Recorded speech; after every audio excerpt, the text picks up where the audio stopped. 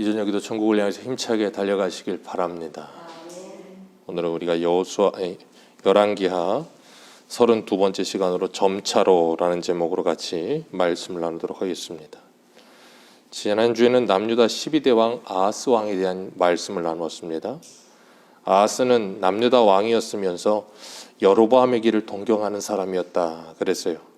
그래서 여로보암의 길로 걸어가는 그 모든 왕들의 모습을 늘 선망했고 그들과 같이 자신도 되고 싶은 마음이 굴뚝 같았던 겁니다. 그래서 힘과 크기의 논리에 빠져서 하나님을 의지하기보다는 눈앞에 보이는 자신들을 쳐들어온 북이스라엘 베가와 아람 왕 르신을 막기 위해서 북쪽에 있는 아수르의 디글랏빌레셋을 뇌물을 주어가면서까지 그를 데려다가 자신을 보호하려고 하는, 그리고 그 디글랏빌레셋처럼 나도 힘을 가졌으면, 나도 막강한 군사력을 가졌으면, 그리고 가장 높은 곳에 올라서서 모든 것을 내려다보며 그 위에서 군림했으면 하는 마음이 아하스 왕 안에는 늘 가득했습니다. 그래서 남유다의 왕이었음에도 불구하고 여로보암 왕의 길을 선망하고 사네립 이 아수르 왕 디글랏빌레셋의 길을 선망하는 그런 모습이 우리 안에도 여전히 도사리고 있다는 거예요. 그래서 이 아하스 왕이 이 아수르에 가서 본 그 제단을 보고서 너무나도 멋있어 보이고 너무나도 커 보이니까 하나님이 세우신 제단을 뒤로 물리고 제사장에게 시켜서 아수르에 있는 그 커다란 제단을 그대로 본떠서 만들게 하고 거기에서 제사를 드리고 우상에게 우상 숭배를 하고 있는 그 모습이 우리와 별반 다르지 않다는 것을 우리는 늘 봅니다. 하나님을 섬기면서도 우리의 신앙이 뒷전으로 물러나고 다른 무엇이 우리의 마음의 중심에 들어서게 되는 것, 하나님이 그것을 가장 경계하시죠. 오늘 본문에서도 이 호세아 왕에 대해서 하나님께서 우리에게 말씀하고 계시는 게 그거예요. 우리는 지금 무엇을 바라보고 살고 있는가? 우리의 선망의 대상은 무엇인가? 북이스라엘의 마지막 왕인 호세아입니다. 호세아는 그 전에 왕이었던 베가 왕이 이 아수르를 대적하는 반아수르 정책을 펴는 사람이었어요. 그래서 아람 왕 르신과 이 베가가 연합을 해서 아수르를 배격하려고 하고 남유다의 아하스에게도 우리와 같이 합세해서 연합해서 아수르를 막아내자 그러는 사람이었다 그랬어요. 그런데 문제는 뭐냐면 이 베가의 이 정치적인 모습들이, 정치를 하는 모습이 마음에 들지 않는 거예요. 호세아가. 왜냐하면 지금 국제적인 정세를 볼 때 북쪽에 있는 아수르가 신은 강국이고 가장 막강한, 이 연안에서 가장 막강한 나라인데 그 나라를 대적하고는 이 북이스라엘에 살아남을 수 있는 방법이 없는 것처럼 보이는 거예요. 그러니까 베가의 모든 이 국제 정세나 하고 있는 모든 일들이 마음에 들지 않으니까 호세아가 반역을 일으킵니다. 그리고 베가를 이제 몰아내고 자신이 왕이 돼요. 자신이 왕이 되고 나니까 제일 먼저 할 일이 뭐겠어요? 친아수르 정책을 피는 거예요. 왜냐하면 그 당시에 가장 강력한 힘을 가진 게 아수르인데 그 아수르와 손을 잡아야지 누구와 손잡겠습니까? 다른 나라와 손잡았다가 아수르에게 미운 털 박히면 나라가 그냥 존폐 위기에 서게 생긴 거예요. 그러니까 이 호세아는 너무나도 당연하게 아수르와 손을 잡고 아수르에게 굉장히 많은 뇌물을 갖다 주고 추종의 관계를 맺는 거예요. 그래서 오늘 보면 3절을 보면 우리 3절 같이 읽습니다. 시작.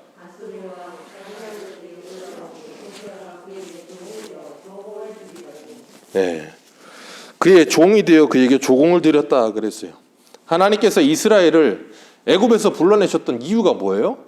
하나님의 자녀가 되고 하나님의 종이 되게 하기 위해서 애굽에서 불러내셨는데 이스라엘은 늘 하나님이 아닌 다른 것에다가 자신이 스스로 종이 되어 살아요. 우리가 잊지 말아야 될 건 우리가 사단의 종이 되는 것도 우리 스스로가 가서 종이 되는 겁니다. 우리가 죄를 짓는 것도 우리 스스로가 가서 죄를 짓는 거예요. 우리가 악한 영들에게 휩싸이게 우리 스스로가 가는 거예요. 우리가 하나님을 예배하는 거 성령에 이끌려 우리 스스로가 하는 거예요. 내 마음에 자원하는 마음을 부어주시고 기뻐하는 마음을 주셔서 하나님을 예배하게 하는 것이고 세상 사람들도 사단을 예배하고 이 세상의 악한 영들을 붙들려 살아가면서 자신들 스스로가 자신이 예배해야 될 대상을 정해놓고 그것을 자원해 섬겨요. 여기 오늘 보는 호세아처럼 이 아수르 왕 살마네셀에게 스스로가 종이 돼요. 스스로가 이 돈의 종이 됩니다. 스스로가 권력의 종이 됩니다. 스스로가 이 세상의 방법들의 종이 됩니다. 누가 시키지 않아요. 알아서 스스로 갑니다. 그게 세상 사람들의 모습이에요. 그런데 그 호세아는 특이한 게 있는데 2절에 보니까 여호와 보시기에 악을 행하였다. 그러나 다만 그 전 이스라엘 여러 왕들과 같이 하지는 않았다. 그게 구체적으로 어떤 내용이 있는지는 성경에 나오지 않습니다. 그러나 분명한 건 그 앞에 있었던 왕들보다는 좀 나았다라는 표현인 것 같아요. 그런데 문제는 앞에 있는 왕들보다는 좀 나을지 몰라도 그들이 갔던 길과 다른 길을 가지 않고 똑같은 길을 간 건 마찬가지예요. 아수르 왕 살마네셀을 섬기면서 이 호세아가 무엇인가 살마네셀에게 뭐라 그래야 될까요? 좀 불만을 가졌다던가 뭔가 좀 마음이 상하는 일이 있었다던가 뭔가 분명히 틀어지는 일이 있었던 것 같아요. 그리고 나니까 4절에 보면 누구를 의지하게 되는가 하면 곧바로 애굽을 붙들게 됩니다.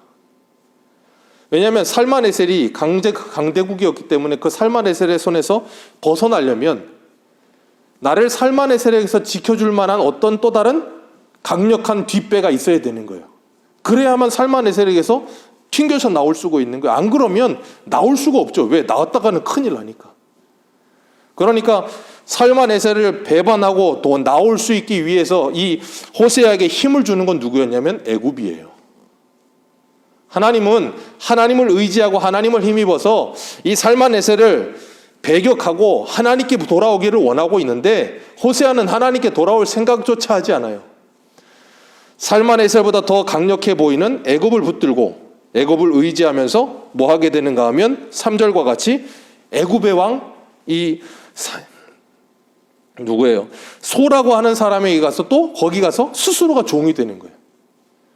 그러니까 우리는 이 세상을 살아가면서 살마네셀에게 종이 되든 아니면 소에게 종이 되든 이 세상에 힘이 있다고 생각되는 것들에 종이 되어 살게 돼 있어요. 내가 볼 때 힘이 있다고 생각하는 것. 거기 가서 추종하게 돼 있고 그것에 엎드리게 돼 있고 그것을 예배하게 돼 있어요. 그런데 성령께서 우리에게 찾아오셔서 우리의 눈을 여시면 우리가 힘이라고 느끼지 못하던 것들 생각해 보세요. 예수님께서 예루살렘 성에 올라가실 때 뭘 타고 올라가세요? 나귀의 새끼를 타고 올라가세요. 그리고 십자가에 지고 십자가에서 돌아가십니다. 그분이 나의 메시아, 누가 그걸 믿겠어요? 그분이 나의 왕이라고. 누가 그 나귀 타고 가시는 예수님을 왕이라고 인정하겠어요?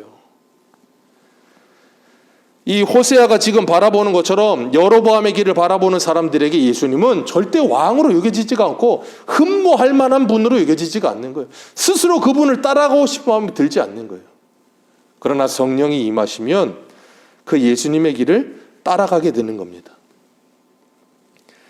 아수르를 대항하던 베가가 꼴보기 싫어서 호세아가 반역을 일으켰고 자기가 왕이 돼서 아수르를 붙들었어요. 베가처럼 하지 않고 아수르를 붙들면 잘 될 거라고 생각했어요. 그런데 아수르를 붙들어 보니까 한참 지나 보니까 베가가 옳았나 보다 하면서 어떻게 해요? 이 살마네셀은 우리가 상중할 사람이 아니다. 그리고 배반을 하고 다시 애굽의 소에게 와서 그 애굽 왕을 붙드는 거예요. 그런데 결국은 그 애굽 왕에게도 도움을 받지 못합니다. 그리고 이 아수르 왕 살마네셀이 호세아가 반역했다는 이야기를 듣고 나서 어떻게 하는가 하면 찾아와서 곧바로 잡아가 버려요. 그리고 그를 감옥에 가둬버립니다. 그리고 3년 동안을 북이스라엘을 돌아다니면서 쑥대밭을 만듭니다. 북이스라엘을 돌아다니면서 5절에 보면 그 온 땅을 두루 다녔다는 말은 뭐냐면 그냥 다녔다는 말이 아니고 가는 곳마다 다 그냥 무너뜨려 버렸다는 거예요. 다 무너뜨려 버리고 6절에 보면 거기 있는 사람들을 사로잡아서 뭐예요? 뿔뿔이 흩어 버린 거예요. 다 강제 이주시켜가지고 뿔뿔이 흩어버렸어요. 민족 말살 정책을 쓰는 거죠. 완전히 혼혈을 만들어버리고 그렇게 그냥 비참한 일이 일어나게 돼요. 왜요? 이유는 하나입니다. 하나님을 붙들지 않아서. 하나님을 붙들지 않고 뭘 붙들어요? 아수르를 붙들고 애굽을 붙들고. 왜요? 그게 힘이라고 여겨지니까. 우리가 그걸 보면서 우리 느껴야 되는 게 뭐냐면 베가도 호세아도 다 같다는 거예요. 다르지 않다는 거예요. 베가도 아수르를 의지하지 않고 우리가 힘을 모아서 아수르보다 더 강해져 보자. 그러던 베가도, 호세아도 베가가 잘못됐다. 우리가 무슨 힘을 모으냐? 아수르를 붙들어야 된다 하고 하던 그 호세아도, 그 아수르는 안 되겠다. 애굽을 붙들자. 그러고 또 애굽을 붙들려던 그 호세아도 다 뭐예요? 다 실패하는 거예요. 그러니까 왕들이 올라서고 내려오고 올라서고 내려오고 하는데 그들이 가는 길이 전부 다 뭐예요? 여로보암의 길로 가더라는 거예요. 그걸 보면서 우리는 뭐 하게 되는가 하면 얘도 아니고 얘도 아니고 다 거기서 거기구나. 우리가 몇 주 전에 했었잖아요. 13대부터 19대 왕까지 전부 다 보니까 다 거기서 거기에요. 여로보암의 길에서 떠나질 않아요. 하나님께서 우리들에게 이 세상의 왕들을 보면서 그들에게 실망하는 모습을 보게 하시면서 하나님이 우리에게 느끼게 하시는 게 뭐냐면, 아, 이 세상에는 우리가 의지할 만한 왕은 없구나 하는 걸 철저하게 알게 하시는 거예요. 그리고 누구를 붙들게 하시는 거예요? 우리의 진정한 왕은 예수 그리스도 외에는 없구나. 우리가 바라야 할 나라는 영원한 하나님의 나라밖에 없구나. 그래서 이 땅에서 우리가 실망하고 실족하기도 하고, 그러면서 우리로 하여금 영원한 하나님의 나라에 대한 이 소망이 더 뚜렷해지고 확실해지게 하시는 거예요.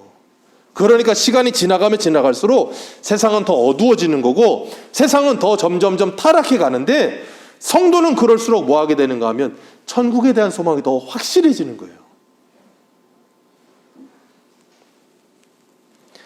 우리가 역사를 통해서 배워야 하는데 사람은 역사를 통해서 배우는 일이 거의 없는 것 같아요. 오늘 본문 7절 한번 같이 읽어보겠습니다.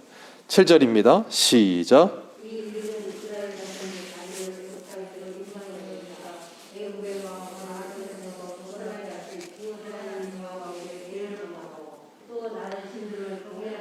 네. 이 일은 이스라엘 자손이 자기를 애굽 땅에서 인도하여서 내신 애굽 왕 바로의 손에서 벗어나게 하신 여호와 하나님께 죄를 범하고 하나님을 의지하지 않고 다른 걸 의지하다가 이런 일이 일어났다. 다른 게 뭐예요? 애굽이죠. 하나님께서 이사야에서도 뭐라 그러세요? 애굽은 신이 아니라 사람이라. 애굽을 의지하지 말라. 그런데 이스라엘은 뭐예요? 그 애굽을 신처럼 여기고 애굽을 그냥 털떡같이 믿는 거예요. 그런데 결국은 뭐예요? 애굽이 그들을 붙들어주지 않더라는 거예요. 하나님이 그러면서 7절에 뭘 말씀하시냐면, 이스라엘 자손이 자기를 애굽 땅에서 인도해내서 애굽 왕 바로의 손에서 벗어나게 하신, 그 당시에 가장 강대국이었던 애굽의 바로 왕에서 그 손에서 벗어나게 하신 하나님, 그 하나님을 경험하고도, 그들이 그 놀라운 출애굽의 역사를 경험하고도, 그 놀라운 그 제국의 힘, 그 바로의 힘보다도 더 강력한 하나님을 경험하고도 그들은 누구를 잊어버렸다? 하나님을 잊어버렸다. 아수르 왕 살마네세르를 벗어나기 위해서 하나님을 의지하는 게 아니라 애굽 왕을 의지하더라. 그들을 애굽 왕 바로의 손에서 하나님이 건져내셨는데 그 바로에게 다시, 애굽 왕에게 다시 의지하는 거예요. 그러면서 하나님의 언약을 헌시차쳐 버려요. 하나님 무슨 언약 하셨어요? 이스라엘 백성들을 애굽에서 데리고 나오면서 하나님이 하신 말씀이 있어요. 나는 너희의 하나님이 되고 너희는 내 백성이 되리라. 너희와 내가 언약을 맺자. 그 언약 백성으로 하나님이 만드셨는데 하나님의 그 언약을 헌시짝처럼 그냥 던져버리고 뭘 의지해요? 아수르를 의지했다가 애굽을 의지했다가 다른 또 뭘 의지했다가 계속해서 그러고 있는 거예요. 오늘 우리는 그렇지 않습니까? 하나님께서 우리 언약하셨어요. 예수 그리스도를 통해서 너희는 내 백성이 되고 나는 너희 하나님이 되리라고 언약하셨고 그 언약을 반드시 이루시겠다고 하셨는데도 불구하고 우리는 그 하나님을 믿는다고 말을 하면서도 여전히 내 앞에 현실의 문제가 찾아오면 그 현실의 문제를 해결하기 위해서 다른 무언가를 붙드는 거예요. 그게 뭐예요? 그게 바로 우상이에요. 그게 하나님이 그걸 가장 싫어하시는 거예요. 그걸 끊어낼 수 있는 분은 하나님밖에 없다는 거예요. 다른 무엇으로 끊어지지가 않는 거예요.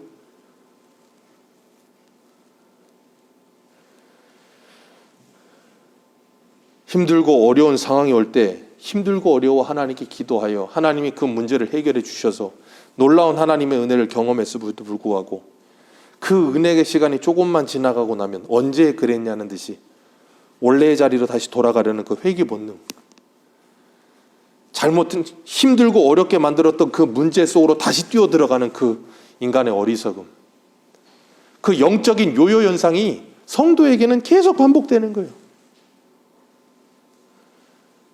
그러다가 결국은 이스라엘이 멸망하게 되는 겁니다. 하나님께서 이 열왕기서를 기록하게 된 이유는 나라가 멸망하고, 열왕기서가 기록된 건 나라가 멸망하고 바벨론의 포로로 끌려갔을 때 그들에게 기록하신 말씀이에요. 뭘 기록하게 하셨을까요? 이스라엘 백성들은 우리가 하나님을 믿는 선민이기 때문에 우리는 절대로 망하지 않는다. 왜?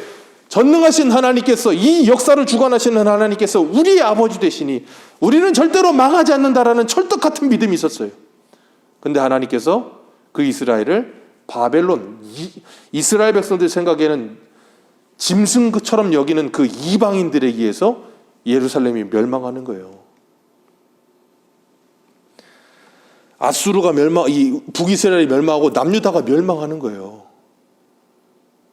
그러면 그들은 어떤 생각을 하겠어요? 어떻게 하나님이 이러실 수 있지? 우리가 믿는 하나님은 잘못된 건가? 그런 생각하지 않겠습니까? 우리가 믿는 하나님이 살아계신다면 우리는 왜 이렇게 이방 땅에 우리가 포로되어 끌려와야 하지? 그런 의구심과 함께 무엇인가 잘못되긴 잘못됐구나 하는 인식이 분명히 가져지게 하시면서 하나님께서 그들에게 열왕기서를 보면서 뭘 하게 하시는 거냐면 너희들의 과거의 모습을 보아라 라고 말씀하시는 거예요. 그리고 너희들이 지금 이 바벨론에 끌려와서 이 포로가 되어서 이 수치를 당하고 있는 이 모든 일들이 왜 일어났는지를 과거를 복기해 보면서 너희들의 연약함과 너희들의 죄를 분명히 알아라, 그 말씀이에요. 우리가 왜 이렇게 비참한 현실이 찾아왔는가 분명히 알아야 된다는 거예요. 그리고 이 열왕기서 다음에 역대기서가 나오죠. 역대기상하. 그건 열왕기서와 내용이 거의 비슷해요. 근데 관점이 다릅니다. 열왕기상하는 우리가 왜 망했는가, 역대기서는 바벨론 포로가 끝나고 돌아온 그들에게 역대기서를 기록하면서 그러면 우리가 왜 망했는지 알았다. 그러면 우리는 뭘 해야 되겠는가? 우리는 어떻게 살아야 되겠는가? 그게 역대기서예요. 초점이. 하나님을 의지하지 않고 강대국을 의지하며 수많은 우상을 붙들고서 그것이 나를 살게 한다라고 생각하던 그 어리석음에서 이제는 벗어나서 하나님을 의지해야 된다는 거예요.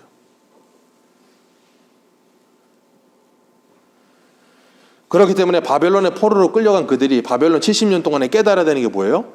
우리가 왜 이렇게 됐는지 그걸 분명히 아는 게 복이에요. 그러니까 바벨론의 포로로 끌려가는 게, 나라가 망하는 거, 그리고 바벨론의 포로로 끌려가는 거, 그것만큼 수치스러운 일이 없고 그것만큼 절망이 없습니다. 나라가 망하면, 우리나라도 IMF 때 부도가 나서 얼마나 참 안타까웠어요. 온 국민이 근무호기 운동할 만큼 힘들었잖아요.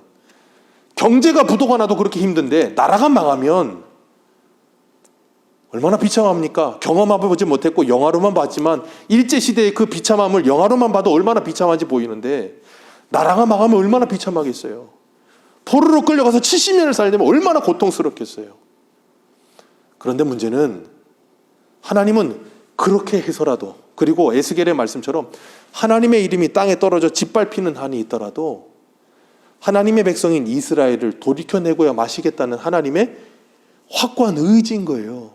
하나님의 이름이 망령되이 일컬음을 받는다 할지라도, 하나님의 이름이 짓밟힌다 할지라도 내가 그 일을 하고야 마시겠다는 거예요. 왜?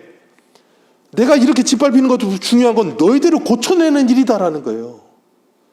그리고 너희들이 고쳐지고 나면 하나님이 왜 이렇게 고통스럽게, 왜 이렇게 수치를 당하며, 왜 이렇게 하나님의 이름이 영광이 땅에 떨어질 수밖에 없었는가를 알고 나면 어떻게 된다고요? 에스겔에 아무런 할 말이 없어지게 되리라. 그래서 다니엘이 예레미야 서책을 읽다가 70년이 끝나면 그들이 돌아오리라 하는 그 말씀을 읽고서 금식하며 베옷을 입고 죄를 뒤집어 쓰고 하나님께 회개하며 기도했잖아요. 그때 제가 다니엘서 강의할 때 뭐라 그랬어요? 그 기도의 내용이 뭐라 그랬습니까? 이 70년이 그냥 70년 세월 지나가는 걸로, 세월 허송하듯이 세월 지나가는 걸로 끝나지 않게 하시고, 이 백성이 자신의 죄를 깨닫고 우리가 왜 이렇게 비참한 일을 당했어야 되는지를 확실하게 깨닫고 돌아가게 해달라고 다니엘이 기도하는 거라 그랬잖아요. 왜요? 그걸 확실히 알고 돌아가야 다시는 그리로 가지 않으니까.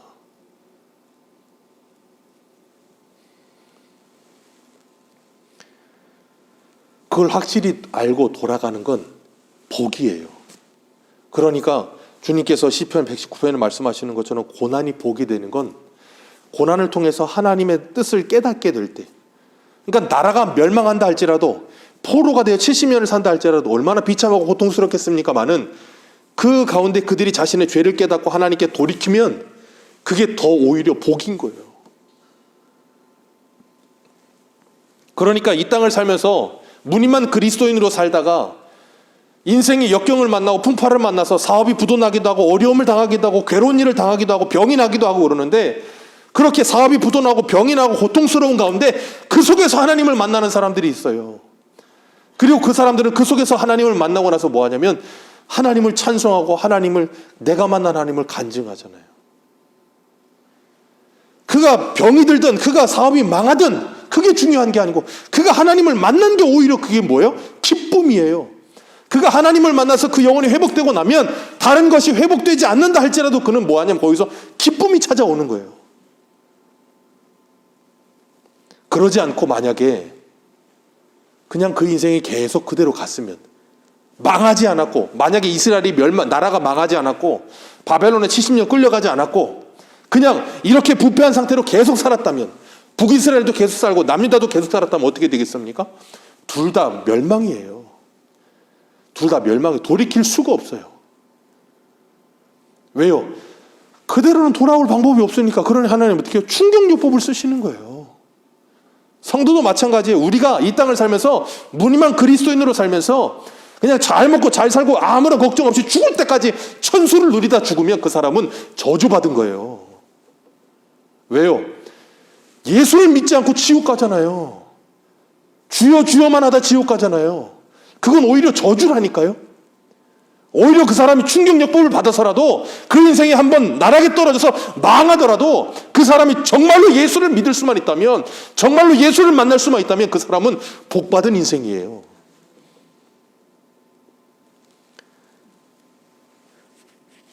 무엇이 복이고 무엇이 저주인가 하는 것에 대한 분명한 개념이, 성경적 개념이 우리에게 바로 서지 않으면 우리는 세상 사람하고 똑같이, 오늘 본문 보세요. 어디에요? 8절 같이 읽습니다. 8절입니다. 시작. 여호와께서 이스라엘 자손 앞에서 쫓아내신 이방 사람의 규례와 이스라엘 여러 왕이 세운 율례를 행하였습니다. 이방 사람의 규례와 같이 그 사람들처럼 똑같이 사는 거예요. 그게 뭐라고요? 저주예요, 저주.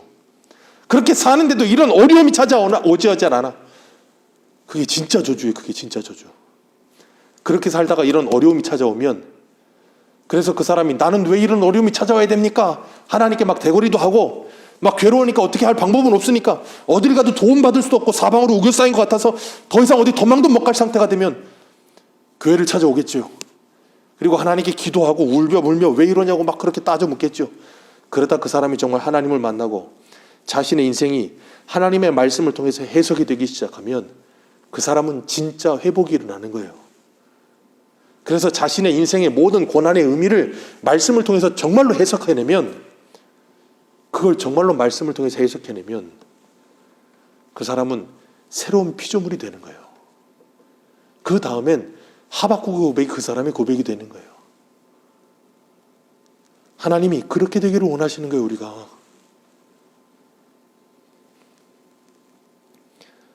그렇게 해서라도 하나님이 우리가 하나님께 돌아올 수 있게 되기를 원하고 계시는 거예요. 그래서 하나님은 성도가 이 세상을 살아가면서 늘 평안한 길만 걷지 않게 하세요. 그게 복입니다. 왜냐하면 사람이 평안한 길만 계속해서 걷다 보면 자꾸 그 평안함에 젖어들어 버려요. 그러다 보면 자기의 실체를 못 볼 때가 너무 많아요. 그래서 하나님이 때로는 우리에게 가끔씩 긴장 상태를 주시는 거예요. 가끔씩 문제를 주시고 가끔씩 어려움을 주셔서 내가 보던 길에서 내가 보던 시선만이 아니라 다른 시선으로 나를 보고 다른 시선으로 내 현실을 보면서 나로 하여금 이 생각의 전환과 함께 내 신앙의 전환을 주시는 거예요, 하나님. 그래서 그럴 때마다 우리가 신앙이 한 단계씩 이렇게 올라가는 거예요. 열려지지 않았던 눈이 열려지기 시작하는 거예요.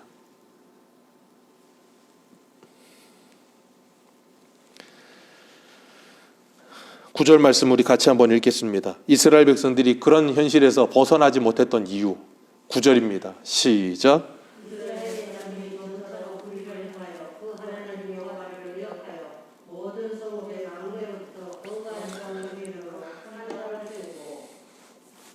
여기 보면 중요한 단어가 오늘 제목이죠.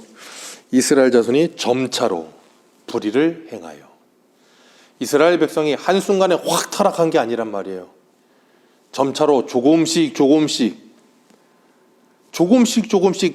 부패하기 시작하고 타락하기 시작하고 무너져 내리기 시작하는 거예요. 그러면서 어떻게 돼? 나중에는 모든 성읍 망대로부터 견고한 성에 이르도록 산당이 가득해지고 모든 산과 나무 아래 아세라 목상으로 가득해진다. 온 나라 전체가 뭐예요? 우상으로 가득해져 버리는 거예요. 우리가 에스겔서 시작하면서 봤잖아요. 에스겔서 하나님의 성전, 이 하나님의 영광이 하나님의 성전에서부터 떠나서 점점점 떠나가는 모습을 우리가 봤잖아요. 에스겔하면서. 그러면서 하나님 뭘 보여주세요? 이 남유다의 성전, 가장 거룩해야 될 성전 안에서부터 제사장과 장로들이 부패하고 온갖 우상 숭배와 더러운 것이 가득하며 그 성전에서부터 이 남유다의 땅 끝에까지 모든 곳에까지 전부 다 뭐예요? 전부 다 우상으로 가득한 모습을 보여주셨어요. 그게 어떻게 하루아침에 일어났겠습니까? 아니요. 수백 년을 두고 그런 일이 일어난 거예요. 북이스라엘이 히스기야 때 망하고 나서도 한 722년이니까 130년 동안을 하나님께서 남유다에게 기회를 주신 거예요. 그 130년 동안에 이사야와 그리고 예레미야를 보내셔서 그들을 계속해서 그 잘못된 데서 돌이키라고 하는데도 그들은 뭐예요? 끝끝내 그 고집스러움이 끝끝내 거기서 돌이키지 못하도록 가로막아 버려요. 참 인간은, 그래서 제가 예전에 이 출애굽기를 할 때 10가지 재앙 중에 독종의 재앙 할 때 제가 워드 플레이한 게 뭐였냐면 바로는 참 독종이라고, 정말로 독종이라고, 죽어도 변하지 않는 독종이라고 제가 그런 말을 우스갯소리를 했었는데 진짜 독종이에요. 죽어도 변하지 않아요. 하나님이 남유다를 130년 동안인을 들들 볶으셨어요. 북이스라엘이 망하는 것도 보여주셨어요. 눈앞에서. 하나님이 성도들을, 성도 주변에 있는 사람들이 그런 일들을 당하는 걸 눈으로 보게 하시고 매스컴으로 보게 하시고 모든 걸로 보게 하셨어요. 그런데 눈으로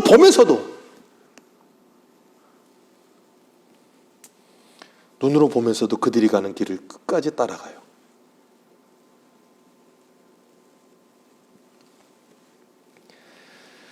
왜 그렇다고요?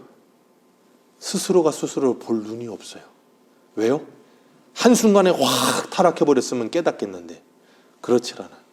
점차로 조금씩 제가 예전에도 그런 예를 들어드렸죠. 개구리를 산채로 죽일 수 있는 방법. 냄비에다 개구리를 넣어놓고 상온에 물에다 넣어놓고 가스레인지 불을 켜요. 1시간에 한 2도 3도 올라가게끔 해놓고 물 변화가 별로 없는 것처럼 여기지게 해서 계속해서 불을 피면 개구리가 거기 나가지 않고 그 안에 있다가 익어 죽어버려요. 지금 이스라엘이 그런 거예요. 자기가 죽는 줄도 모르고 그 안에 들어가서 평안하다 거기에 속아서 그냥 누워있다가 그냥 죽는 거예요. 그냥 익어 죽는 거예요. 자기가 처음부터 그렇게 완전히 다 타락해서 완전히 다 그렇겠습니까? 아니요. 하나씩 타협했겠죠. 매일같이 조금씩 하나씩 타협하는 겁니다. 하나씩 타협해 들어오는 것이 나중에는 뭐예요? 그 사람 삶의 전체를 다 장악해버리는 거예요. 사단의 수법이 바로 그런 거예요. 성도를 타락시키고 성도를 무너뜨려버리고 우리의 신앙을 무너뜨리는 방법, 사단이 갑자기 뿔 달고 이빨 이렇게 달고 와서 우리를 겁박해서 하는 게 아니고 우리를 조금씩 무너뜨려요. 아주 작은 것에서부터 하나씩 타협하게 만들고 거기서부터 우리를 무너뜨려서 우리의 신앙 전체를 무너뜨려버리는 거예요. 오랜 시간을 두고. 그래서 신앙의 실증을 느끼게 만들고 신앙의 게으름을 겪게 만들고 그러면서 점점 하나님과 멀어지게 만들고 모든 신앙의 생활과 경건의 훈련과 멀어지게 만들고 그리고 나면 나중에는 그 사람의 인생 전체가 하나님과는 상관없는 인생이 되어 살고 있는데도 스스로가 그걸 몰라요. 스스로가 그걸 모르고 사망의 땅에 가서 살고 있는데도 불구하고 그러면서도 뭐라 그래요? 나는 하나님을 믿는다 그러고 있는 거예요. 그러다 망하는 거예요.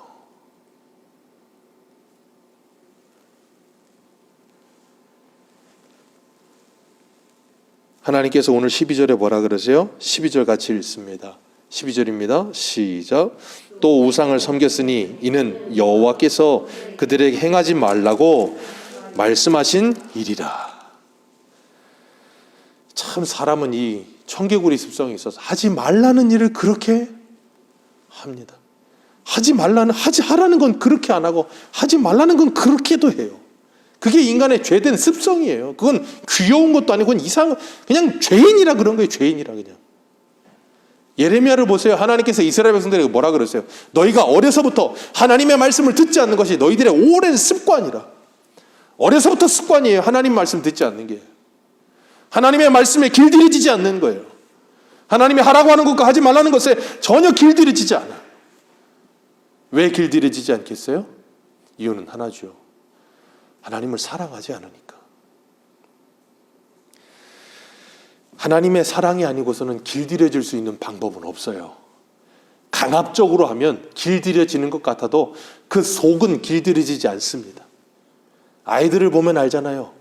아이들은 어려서는 부모에 이끌려서 강압적으로 뭔가 됩니다. 강압적으로 시키면 뭘 하고 안 하면 혼내키고 강제로 시킬 수 있어요. 그런데 그 아이가 점점 크고 머리가 자라면, 그래서 아이들이 몸이 자라고 나면 더 이상 부모가 컨트롤할 수가 없어요. 그래서 품 안의 자식이라는 말이 나오는 거잖아요. 왜? 품 안에 있는 동안에는 부모가 얼마든지 컨트롤할 수 있는 것 같아 보이는 거예요. 그런데 이 아이가 자라서 성인 되고 나면 내가 그동안 키워왔던 내 아들이요, 내 딸이 아닌 것 같은 거예요. 왜? 그동안은 내 마음대로 이 아이가 움직여지는 것 같은데 그 다음부터는 안 돼. 왜요? 그동안 어려서부터 자라오면서 그 속에서부터 부모를 존경하는 마음도, 부모의 말에 순종할 마음도 없거든. 그동안 강제로만 뭘 했을 뿐이지. 하나님은 우리들에게 그런 신앙을 요구하지 않으신다고요. 하나님이 그래서 우리들을 오래 기다리시면서 하나님의 사랑으로 우리를 가르치시는 거예요. 그냥 하나님이 우리를 때리고 강압적으로 뭘 하고 그렇게만 해서 우리가 하나님이 무서워서 뭘 하고 하지 않고 그렇게 되기를 원하지 않으세요. 하나님이 때리더라도 왜 내가 하나님께 혼났고 왜 내가 이래야 되는지 아는 사람은, 그래 나는 마저도 싸다는 생각을 가져요. 자기가 잘못했다는 거 분명히 아는 철이 든 사람은 내가 이래서 그랬지, 그래 난 마저도 싸지, 참 죄송하다, 그러면서 정신을 차리고 내가 이러지 말아야지 한다고요.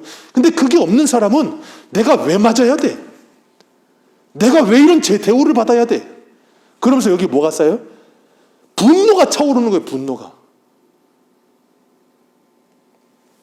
하나님은 우리와 인격적인 관계 속에서 우리가 하나님을 사랑하고 하나님이 우리를 사랑하심을 배워가서 그 사랑의 관계 속에서 하나님을 점점 더 사랑하게 되기를 원하시지, 우리를 로봇으로 만들어 강압적으로 뭘 이렇게 하게 하시기를 원하지 않았어요.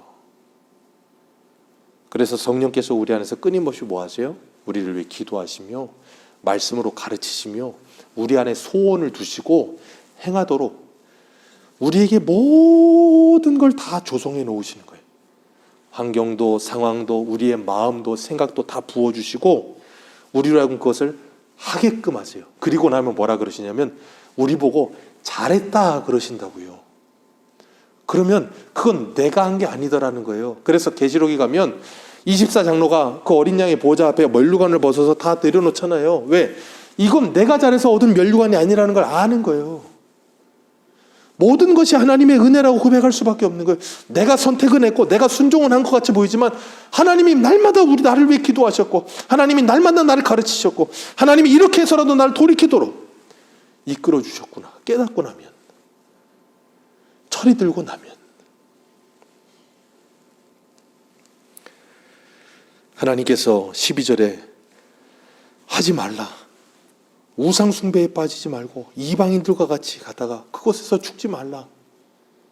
하나님이 우리들에게도 하지 말라 하시는 것이 있어요. 하나님께서 우리들에게 분명히 너는 이거 하지 말아라, 다른 사람은 몰라도 나는 아는 그것이 있더라는 거예요.